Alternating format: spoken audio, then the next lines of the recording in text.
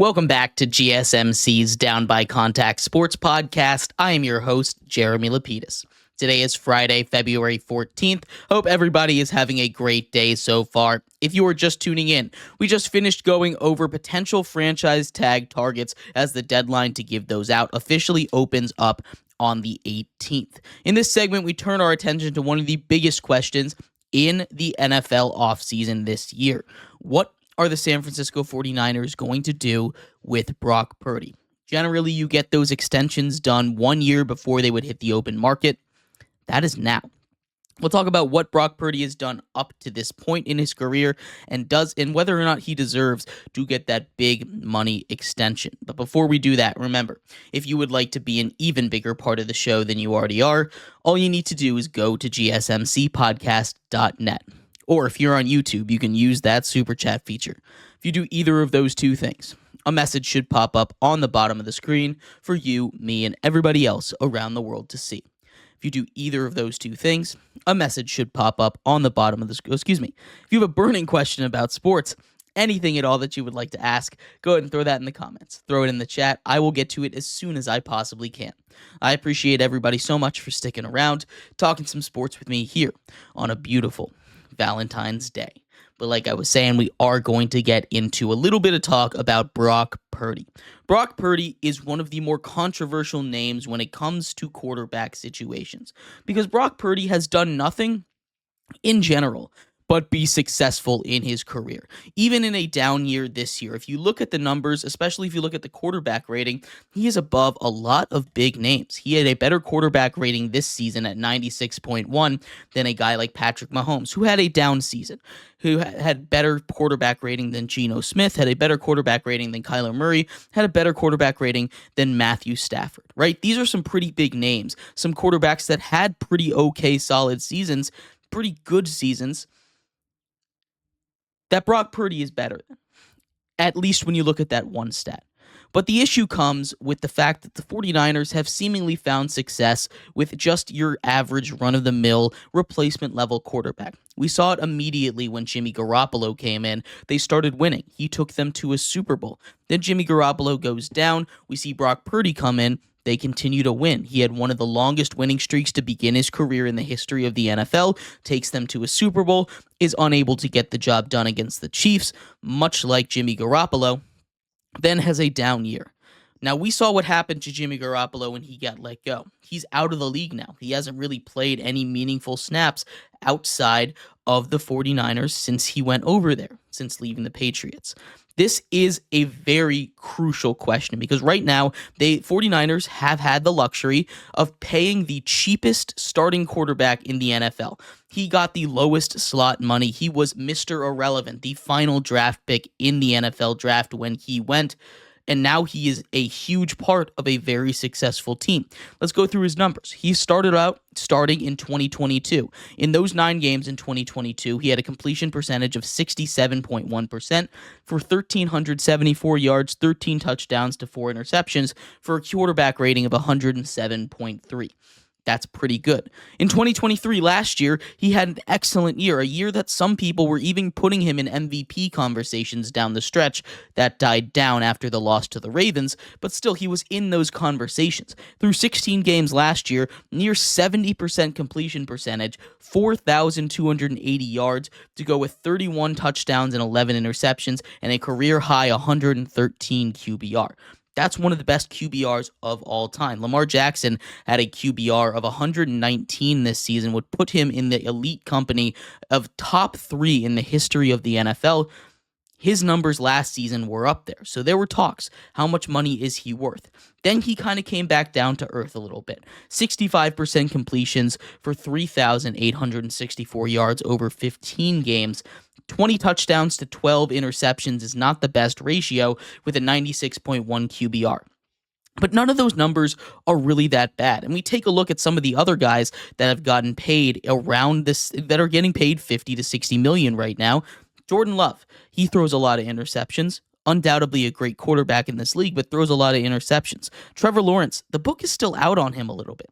Tua Tagovailoa, He is injured, a little bit unreliable, and again, the book is kind of still out on him just a bit.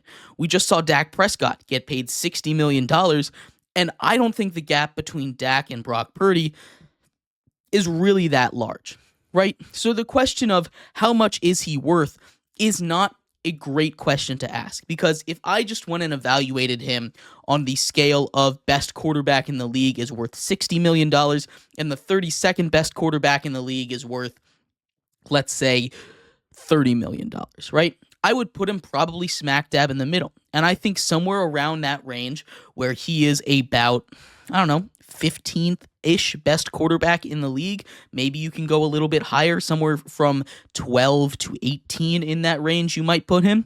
He's a good quarterback. There is no doubt about that.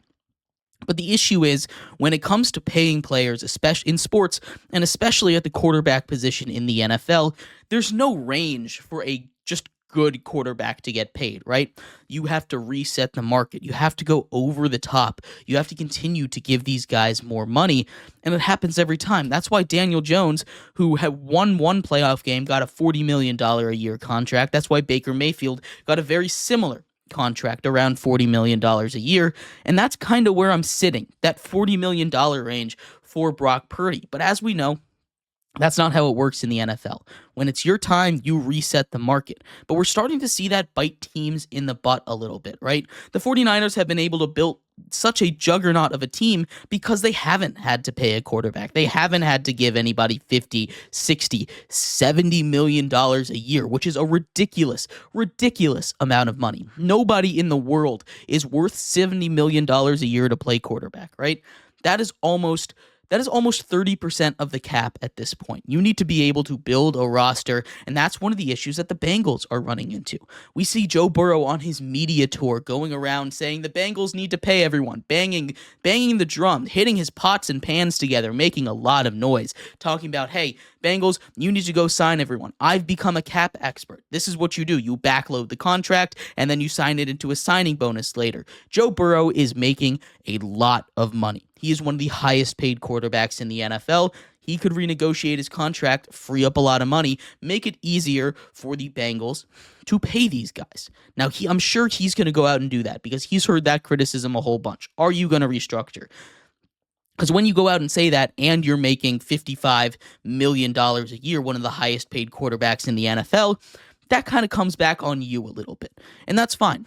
People have been pointing to Jalen Hurts. Look at the discount he takes. He's getting paid $50 million, right? He's not really taking a discount. That's not him saying, you know what, guys, for you, I'll only take $50 million. The reason it looks like a discount now is because when he signed it, $50 million was at the top of the market. Now it's $10 million below market. So this is going to happen. This is the thing about signing free agents where you always want to sign them early. You always want to sign these free agents ahead of time so that it gets cheaper and cheaper and easier to swallow as the time goes on. The thing with Brock Purdy is the contract right now is not going to be easy to swallow. If we could actually evaluate him, the range that I think would be really good for him is somewhere between the $40 to $50 million range. Maybe even up to 55 if you wanted to throw him in with company like Jared Goff, like Trevor Lawrence, like Tua Tagovailoa, like Jordan Love, that are in that 50 to 55 range, right? And that's fine. That's fine with me, I guess. But when we're having conversations about giving him $60 to $70 million, making him the highest paid quarterback in the NFL, I think that's a right that should be reserved for those top-tier elite quarterbacks, right? This is why teams are struggling to win. And I'm not saying players don't deserve their money. Players should get paid as much as owners and as much as owners and as much as a team is willing to pay them, because these guys are giving their bodies, their lives on the line. They only get 10, 15 years if you're really elite to go and make this money, right? Most people can work for the rest of their lives. These guys, they only get so long. It's a short career, right? You need to cash in when you can. And I'm not saying players are the bad guys here, but I think there does come a point where a player can say, hey, I've made $50 million a year. I'm going to be getting $250 million. We can let some of that extra money go to the rest of the team. And I think that's something the 49ers need to figure out with Brock Purdy. He deserves some money. I would pay him, like I said, 45 is the number that I feel really comfortable giving him. I would go up to 50, 55. You're pushing my buttons, but I would do it. 60, absolutely not, right? I think that's the kind of contract he's getting, 45 to 55, and that is fine. But there does come a point where we need to have the discussion of, is it really worth resetting the market year after year after year after year to give these guys that massive bag, that massive contract, and leave the rest of the team in a decline? That's why Tom Brady and the Patriots were able to dominate for 20 years. He took a little bit of a pay cut, albeit a small pay cut, still a pay cut, right? That's one of those things that was really impressive about Tom Brady and his dynasty. He made his money. He's a very rich man. He bought into an NFL franchise. That's not easy money to do, right? He made his money.